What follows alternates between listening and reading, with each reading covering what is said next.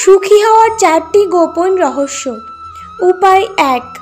আপনি যদি সুখী হতে চান তাহলে প্রথমেই অন্যকে দুঃখ দেওয়া থেকে বিরত থাকুন, কেননা এ জগতের প্রতিটা ক্রিয়ার সমান ও বিপরীত প্রতিক্রিয়া আছে।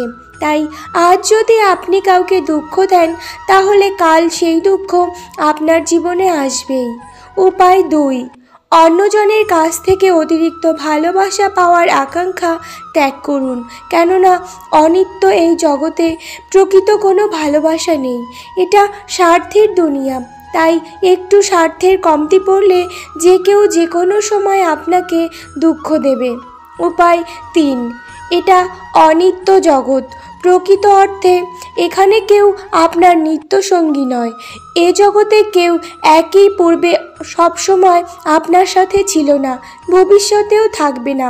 পৃথিবী নামক এই রঙ্গমঞ্চে আমরা অভিনয় করার জন্য সাময়িক সময়ের জন্য একত্রিত হয়েছি।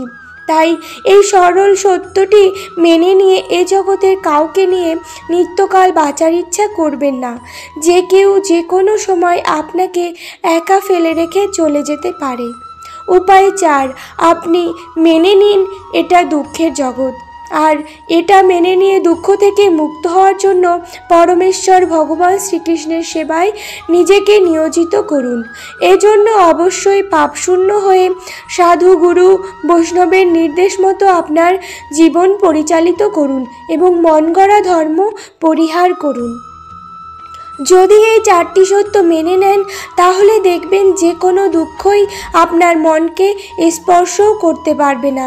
আপনার ইহকাল ও পরকাল দুটোই আনন্দময় হবে। শুধু ঈশ্বরের প্রতি বিশ্বাস রাখুন, আপনার সঠিক কর্মফলের ফলাফল তিনিই আপনাকে দেবেন। কখনো হাল ছেড়ে দেবেন না। কোনো কোনো সময় ঈশ্বরের দ্বারা এমন কিছু জিনিস অকল্পনীয়ভাবে আসবে যা তুমি ভাবতেও পারোনি। আমাদের জীবনে মৃত্যুটা হঠাৎ করেই হবে, আপনি টেরও পাবেন না, হয়তো অনেক প্রিয়জন খবরও পাবে না। তাই ফিরে আসুন ধর্মের পথে আর স্মরণ করুন পরম পুরুষোত্তম ভগবানকে। যখন বিপদে পড়বেন তখন আপনার পাশে কেউ থাকুক আর না থাকুক, ভগবান শ্রীকৃষ্ণ আপনার পাশে থাকবেই, যদি আপনি তাকে মন প্রাণ দিয়ে ডাকার মতো ডাকতে পারেন। তাই বিপদে ধৈর্য হারা না হয়ে একনিষ্ঠ চিত্তে পরমেশ্বর ভগবান শ্রীকৃষ্ণের উপর বিশ্বাস রাখুন এবং কলির একমাত্র উদ্ধারের পথ হরিনাম মহামন্ত্র জপ করুন। হরে কৃষ্ণ কৃষ্ণ কৃষ্ণ হরে হরে, হরে রাম রাম রাম হরে হরে। জয় শ্রীকৃষ্ণ। রাধে রাধে। ভিডিওটি ভালো লাগলে অবশ্যই শেয়ার করে দেবেন। সবাই খুব ভালো থাকবেন।